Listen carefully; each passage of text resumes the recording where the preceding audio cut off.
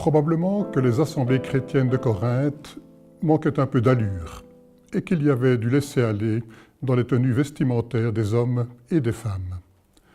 Paul, avec son franc-parler et son autorité, veut recadrer, clarifier la hiérarchie et définir les règles à respecter dans les assemblées. Il part de la tête, l'élément le plus visible et le plus expressif du corps. La tête doit être dégagée pour l'homme et couverte pour la femme. Car, nous dit Paul, la tête de la femme c'est l'homme, la tête de tout homme c'est le Christ, et la tête du Christ c'est Dieu.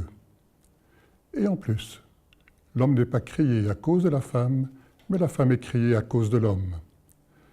Et de même que la femme est tirée de l'homme, de même l'homme vient au monde par la femme. Et tout cela vient de Dieu. Tout cela fait autorité et ne se discute pas. Mais quand même, l'homme n'a donc pas toute autorité. Et la femme qui lui donne naissance mérite le respect. De plus, il n'est pas interdit à la femme de prier dans une église. Hommes et femmes sont égaux à ce point de vue.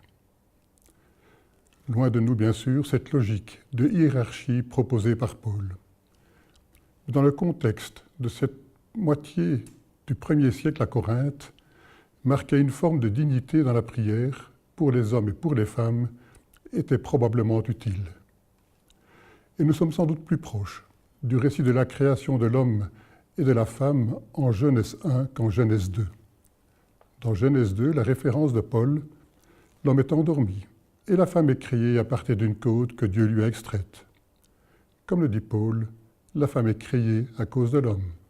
Tandis que dans le récit de Genèse 1, Dieu dit « Faisons l'homme à notre image, comme à notre ressemblance ». Dieu créa l'homme à son image, à l'image de Dieu, il le créa. Hommes et femmes, il les créa. Dieu les bénit et leur dit « Soyez féconds, multipliez-vous, emplissez la terre et soumettez-la ». Dieu vit tout ce qu'il avait fait et tout cela était très bon. Il y eut un soir, il y eut un matin, 6e jour.